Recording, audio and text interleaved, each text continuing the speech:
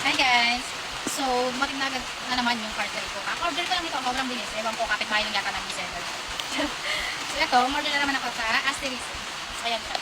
Nakabox siya ngayon kasi madami ako order. So, nakita niyo na to sa, sa mga recent videos ko sa ibang. Pati nakilong, ano ba yan?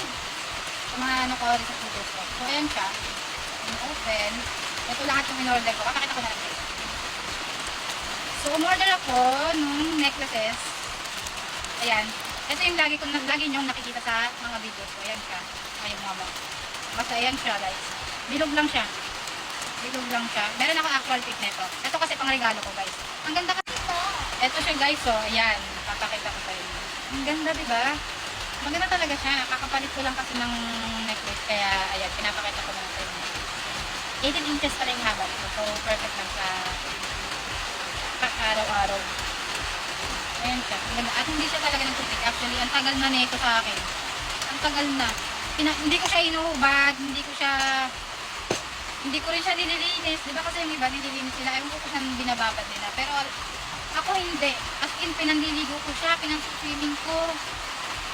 Hindi siya talaga nagpe-fade. Kaya nagustuhan ko siya. Umorder ako ng madami. Tapos, bala ko nga i-regalo ko. And ito, yung mga earrings naman nila. This one is a heart shape. Ayan. Ang ganda nito. Pangalawa ko na to. Yung isa, hindi naman siya nag-fade. Kaya lang, yung lock niya lumuwag na. Sorry guys, umuulan. Ewan ko rin bakit ngayon naman ako nagkakatak dito. Kailan naman umuulan, diba? Pero sana marinig. Ako. And yan. Gusto ko to guys. Ang ganda nito talaga. Pangalawa ko na to. And ito, gusto ko yung bilog ngayon. Balak ko dyan, if ayoko nung ganito, ayan, kung nakikita nyo, hindi ito sa may taas ko na hikaw. Pag ayoko nyan, gusto ko plain lang. Pwede itong mga bilog na in-order ko. Ayan, 8mm lang kasi to. So, maliit lang siya. Pwede siya doon. And then, if ayoko naman, pwede ko rin naman siya ilagay dito sa aking main.